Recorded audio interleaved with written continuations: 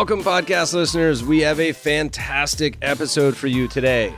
Last year, when we published The Best Investment Writing Volume 2, we offered authors the opportunity to record an audio version of their chapter to be released as a segment of the podcast, and listeners loved it. This year, we're bringing you the entire volume of The Best Investment Writing Volume 3 in podcast format. You'll hear from some of the most respected money managers and investment researchers all over the world. Enough from me. Let's get to our guests and let them take over this special episode. Hi, I'm Aswath Damodaran. I'm a professor of finance at the Stern School of Business at New York University and a dabbler in all things finance. I'm going to read a piece that I wrote titled Kraft Heinz, Lessons from the Edge. On February 22, 2009, Kraft Heinz shocked investors with a trifecta of bad news in its earnings report. Subpar operating results, a mention of accounting irregularities, and a massive impairment of goodwill, and followed up by cutting dividends per share almost 40%. Investors in the company reacted by selling their shares, causing the stock price to drop almost 25% overnight. While Kraft is neither the first, nor will it be the last company to have a bad quarter, its travails were noteworthy for a simple reason. Significant portions of the stock were held by Berkshire Hathaway with 26.7% and 3G Capital 29%. 3G Capital is a Brazil-based private equity group.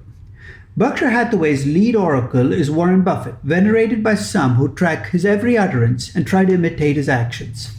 3G Capital might not have Buffett's name recognition, but its lead players are viewed as ruthlessly efficient managers, capable of delivering large cost cuts.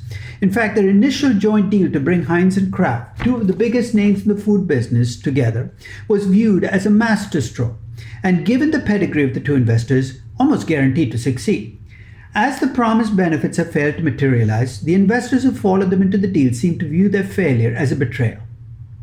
The backstory. You don't have to be like ketchup or processed cheese to know that Kraft and Heinz are part of American culinary history. Heinz, the older of the two companies, traces its history back to 1869, when Henry Heinz started packing and selling horseradish, and after a brief bout of bankruptcy, turned to making 57 varieties of ketchup. After a century of growth and profitability, the company hit a rough patch in the 1990s and was targeted by an activist investor, Nelson Peltz, in 2013. Shortly thereafter, Heinz was acquired by Berkshire Hathaway and 3G Capital for $23 billion, becoming a private company. Kraft started life as a cheese company in 1903, and over the next century, it expanded first into other dairy products and then widened its repertoire to include other processed foods.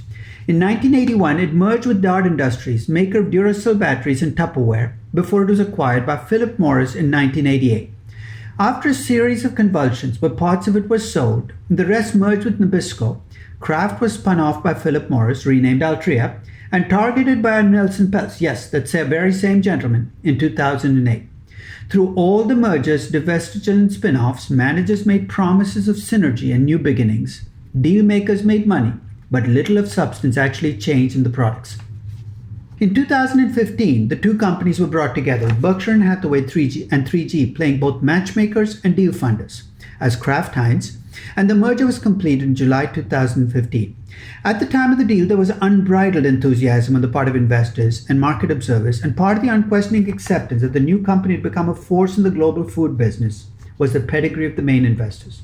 In the years since the merger, though, the companies had trouble delivering on expectations of revenue growth and cost cutting. The bottom line is that while much was promised in terms of revenue growth from expanding its global footprint and new products and increased margins from cost cutting at the time of the deal, the numbers tell a different story. In fact, if investors were surprised by the low growth and declining margin in the most recent earnings report, they should not have been, since it has been a long, slow bleed. The earnings report. The earnings report that triggered the stock price collapse for Kraft Heinz was released on February 22nd. It contained bad news on many fronts. 1. Flatlining operations. Revenues for 2008 were unchanged from revenues in 2017, but operating income dipped before impairment charges from $6.2 billion in 2017 to $5.8 billion in 2018. The operating margin dropped from 23.5% in 2017 to 22% in 2018. 2. Accounting irregularities. In his surprise, the company also announced that it was under SEC investigation for accounting irregularities in its procurement area and took a charge of $25 million to reflect expected adjustments to its costs. 3. Goodwill impairment. The company took a charge of $15.4 billion for impairment of goodwill, primarily on the U.S. refrigerated and Canadian retail segments, an admission that they paid too much for acquisitions in prior years. 4. Dividend cuts. The company, a perennial big dividend payer, cut its dividend per share from $2.50 to $1.60 to prepare itself for what it said would be a difficult 2019. While investors were shocked, the crumb tray leading up to the report contained key clues. Revenues had already flattened out in 2017 relative to 2016, and the decline in margins reflected difficulties that 3G faced in trying to cut costs after the deal was made. The only people who care about impairment charges, a pointless and delayed admission on overpayment on acquisitions, are those who use book value of equity as a proxy for overall value. The dividend cuts were perhaps a surprise, but more in what they say about how panicked management must be about future operations, since the company disattached to dividends cuts them only as a last resort. With the bad news in the earnings report still fresh, let's consider the value effects. Let's consider the implications of the stock and the value of Kraft Heinz of all the news in the earnings report. The flat revenues and the declining margins as I see them are part of a long-term trend that will be difficult, if not impossible, to reverse. While Kraft Heinz may have a quarter or two of with positive blips, I see more of the same going forward. In my valuation, I've forecasted revenue growth of 1% a year in perpetuity, less than the inflation rate, reflecting the headwinds the company faces.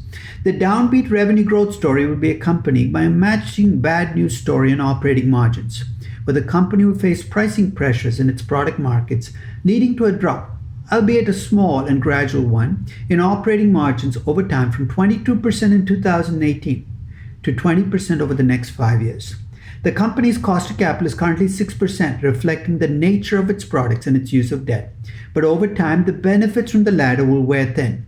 And since that is close to the average for the industry, U.S. food processing companies have an average cost of capital of 6.12%. I will leave it unchanged. Finally, the mistakes of the past few years will leave at least one positive residue in the form of restructuring charges that I assume will provide partial shelter from taxes at least for the next 2 years. The good news is, even with a stilted story, Kraft Heinz has a value of 34.88 that is close to the stock price, 34.23.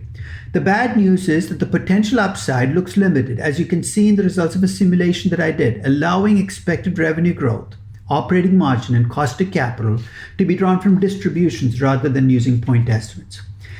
The finding that the value falls within a tight range, with the first decile at about 26 and the ninth at close to 47, should not surprise you. So the ranges of the inputs are also not wide. As an investor, here are the actions that would follow from this valuation. If you own Kraft Heinz prior to the earnings report, and I thankfully did not, selling now will accomplish little. The damage has already been done, and the stock is priced now as a fair value investment. I know that 3G sold almost 1/4 of its holding in September 2018. Good timing given the earnings report, but any attempts to sell now will gain them nothing. If you don't own Kraft Heinz, the valuation suggests that the stock is fairly valued at today's price, but at a lower price, it would be a good investment.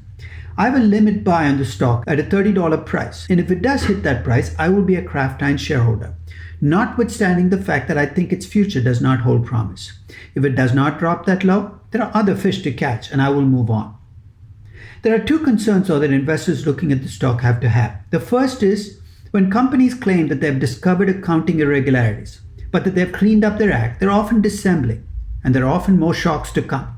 With Kraft Heinz, the magnitude of the irregularity is small, and given that they have no history of playing accounting games, I'm willing to give them the benefit of the doubt, at least for the moment.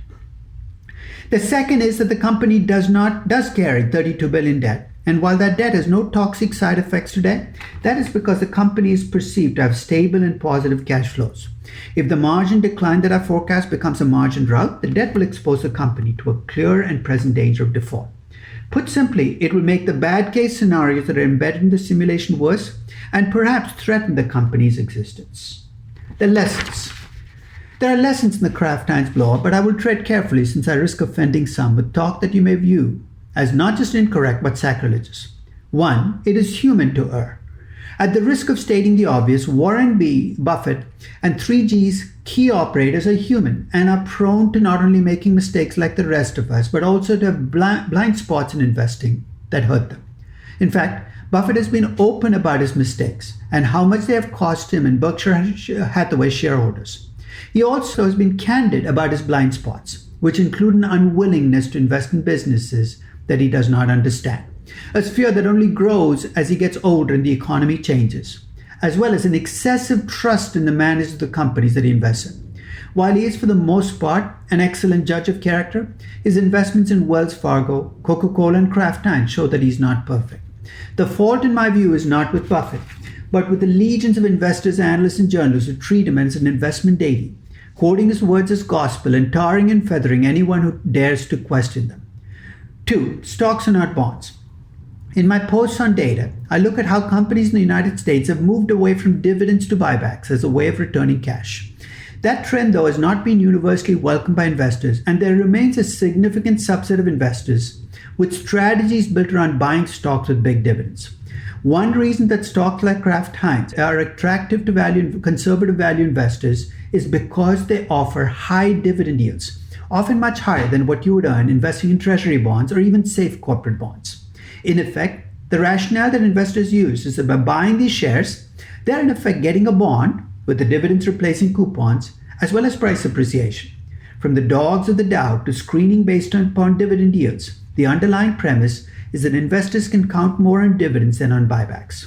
While it is true that dividends are stickier than buybacks, with many companies maintaining or increasing dividends over time, these dividend-based strategies become delusional when they treat dividends as obligated payments rather than expected ones.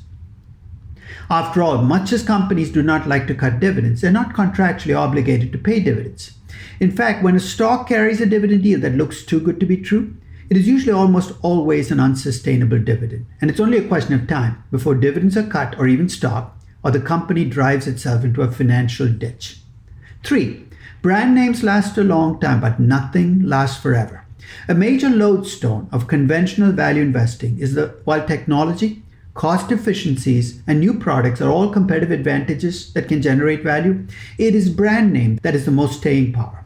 Again, that statement reflects the truth, which is that brand names last long, often stretching over decades. But even brand name benefits fade as customers change and companies seek to become global. The troubles at Kraft Heinz are part of a much bigger story, where some of the most recognized and valued brand names in the 20th century, from Coca-Cola to McDonald's, are finding that their magic is fading. Using my life cycle terminology, these companies are aging, and no amount of financial engineering or strategic repositioning is going to make them young again. 4. Cost cutting can take you far, but no further. For the last few decades, we have cut a great deal of slack to those who use cost cutting as their pathway for creating value, with many leverage buyouts and restructurings built almost entirely on its promise. Don't get me wrong. In firms with significant cost inefficiencies and bloat, cost cutting can deliver significant gains in profits. But even with these firms, those gains will be time limited since there's only so much fat to cut out. Worse, there are firms that find themselves in trouble for a myriad of reasons that have little to do with cost inefficiencies, and cutting costs at these firms is a recipe for disaster. It is true that 3G did a masterful job cutting costs and increasing margins at Mexico's Grupo Modelo, the Mexican brewer that they acquired through InBev, but that was because Modelo's proms lent themselves to a cost-cutting solution. It may even have worked at Kraft Heinz initially, but at this point, the company's proms have little to do with cost inefficiencies and much to do with a stable of products that's less appealing to customers than it used to be, and cost-cutting is the wrong medicine for whatever ails them. Conclusion. I hope that you do not read this as a hit piece on Warren Buffett and or 3G. I admire Buffett's adherence to a core philosophy and his willingness to be open about his mistakes, but I think he's ill-served by some of his devotees, who insist on putting him on a pedestal and refusing to accept the reality that his philosophy has its limits, that like the rest of us, he has an ego and makes mistakes. If you have faith in value investing, you should be willing to have that faith tested by the mistakes that you and the people you admire make in its pursuit. If your investment views are dogma and you believe your path is the only correct one to success, I wish you the best. But your righteousness and rigidity will only set you up for more disappointments like Kraft Heinz.